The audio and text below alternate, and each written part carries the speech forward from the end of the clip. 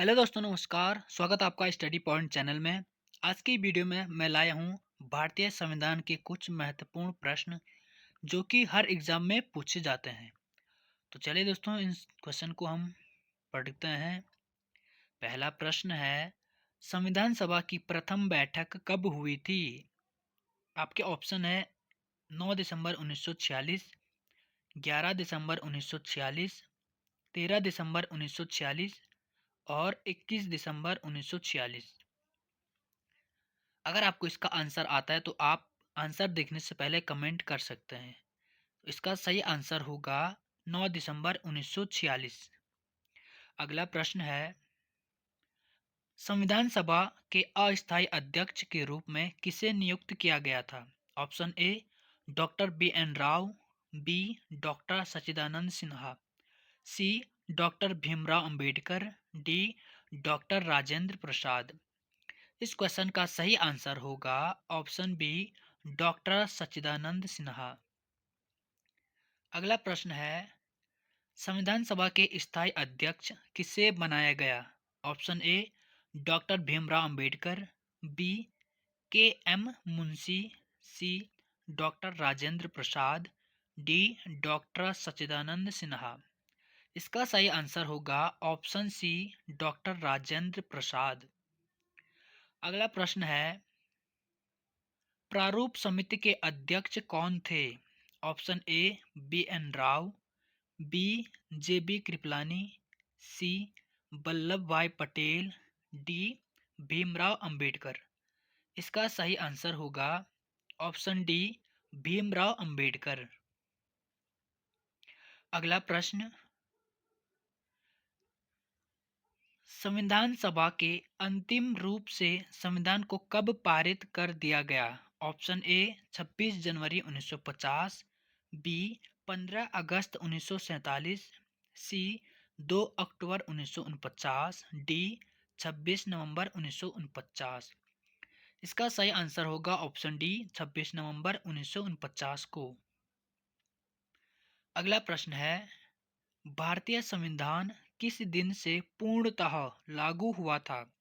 Option A 26 नवंबर 1949, 26 नवंबर 1950, B 26 नवंबर 1949, सी 26 अगस्त 1950, डी 26 जनवरी 1950। इसका सही आंसर होगा ऑप्शन डी 26 जनवरी 1950। अगला प्रश्न है, भारत कब गणतंत्र बना? ऑप्शन ए 15 अगस्त 1947, बी 26 नवंबर 1949, सी 26 जनवरी 1950, डी 2 अक्टूबर 1952। इसका सही आंसर होगा ऑप्शन सी 26 जनवरी 1950। अगला प्रश्न है, भारतीय संविधान के किस भाग को उसकी आत्मा की संज्ञा दी गई है? इसका सही आंसर होगा ऑप्शन सी प्रस्तावना को। अगला प्रश्न है, संविधान सभा ने राष्ट्रगान को कब स्वीकार किया? इसका सही आंसर होगा ऑप्शन ए 24 जनवरी 1950 को। अगला प्रश्न है, भारतीय नागरिकों को प्राप्त मूल अधिकारों की संख्या कितनी है? इसका सही आंसर होगा ऑप्शन बी 6। अगला प्रश्न, संपत्ति के अधिकार को किस संविधान संशोधन के द्वारा हटा दिया गया है? इसका सही आंसर होगा ऑप्शन ए 44वें संविधान संशोधन द्वारा। अगला प्रश्न है, मूल अधिकारों का रक्षक किसे कहा जाता है? इसका आंसर होगा ऑप्शन सी अ एवं ब दोनों, यानी सर्वोच्च न्यायालय और उच्च न्यायालय दोनों ही। अगला प्रश्न, किस अनुच्छेद के द्वारा 6 से 14 वर्ष तक के बच्चों के लिए शिक्षा का अधिकार मूल अधिकार माना गया है? इसका सही आंसर होगा ऑप्शन सी अनुच्छेद 21 ए में। अगला प्रश्न है, लोक कल्याणकारी राज्य की अवधारणा किसमें निहित है? इसका सही आंसर होगा ऑप्शन बी राज्य की नीति के निदेशक तत्व। अगला प्रश्न, संविधान का अनुच्छेद 40 राज्य को निर्देश देता है कि वह, इसका आंसर होगा ऑप्शन सी, ग्राम पंचायतों का संगठन करें। अगला प्रश्न, संविधान में मूल कर्तव्यों को शामिल करने की प्रेरणा किस देश के संविधान से ली गई है? इसका सही आंसर होगा ऑप्शन ए, रूस से। अगला प्रश्न, संविधान में मूल कर्तव्यों की कुल संख्या कितनी है? इसका सही आंसर होगा ऑप्शन बी, 11। अगला प्रश्न, संविधान में मूल कर्तव्यों को किस समिति की अनुशंसा के आधार पर शामिल किया गया? इसका सही आंसर होगा ऑप्शन सी, स्वर्ण सिंह समिति। अगला प्रश्न, भारतीय संघ की शक्ति किसमें निहित है? इसका सही आंसर है ऑप्शन सी, राष्ट्रपति में। अगला प्रश्न, राष्ट्रपति के निर्वाचक मंडल में शामिल हैं, इनमें से जो शामिल है वो ऑप्शन सी, संसद के दोनों सदनों के निर्वाचित सदस्य एवं राज्यों की विधानसभाओं के निर्वाचित सदस्य। अगला प्रश्न, राष्ट्रपति के कार्यकाल की अवधि होती है, इसका सही आंसर होगा ऑप्शन बी, 5 वर्ष। अगला प्रश्न, राष्ट्रपति पद के चुनाव के लिए कौन सी विधि अपनाई जाती है? इसका सही आंसर होगा ऑप्शन डी, यानी ये सभी, अनुपातिक प्रतिनिधित्व, एकल संक्रमणीय, अप्रत्यक्ष मतदान, ये सभी अपनाई जाती है। अगला प्रश्न है, निर्विरोध चुने जाने वाले राष्ट्रपति हैं, इनमें से ऑप्शन बी है, नीलम संजीव रेड्डी।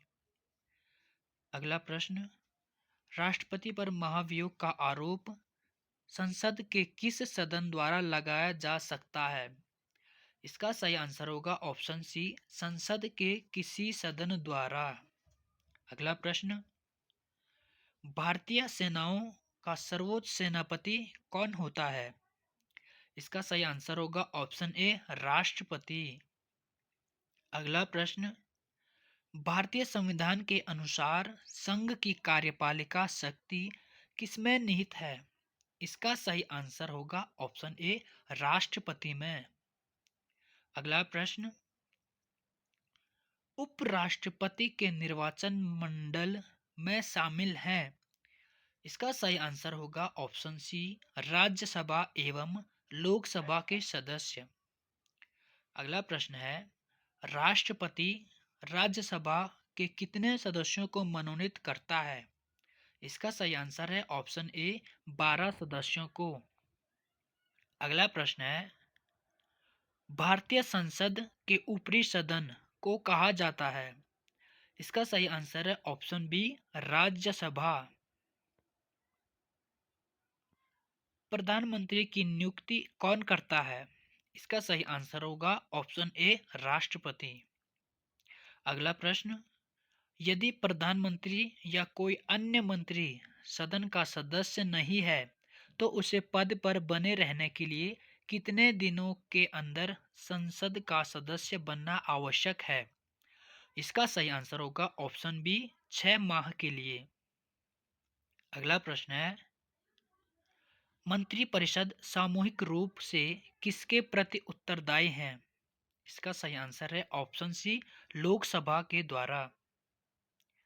अगला प्रश्न, लोकसभा की अधिकतम सदस्य संख्या हो सकती है? इसका सही आंसर होगा ऑप्शन डी, 552। अगला प्रश्न, राज्यसभा की अधिकतम सदस्य संख्या है? इसका सही आंसर होगा ऑप्शन सी, 250। अगला प्रश्न, किसी विधेयक को धन विधेयक के रूप में कौन प्रमाणित करता है? इसका सही आंसर होगा ऑप्शन बी, लोकसभा अध्यक्ष। अगला प्रश्न, केंद्र सरकार का प्रथम विधि अधिकारी कौन होता है? इसका सही आंसर होगा महान्यायवादी। दोस्तों, अगर आपको वीडियो अच्छी लगी तो प्लीज़ चैनल को सब्सक्राइब जरूर करें ताकि मेरी अगली आने वाली वीडियो की नोटिफिकेशन आप तक पहुंच सके।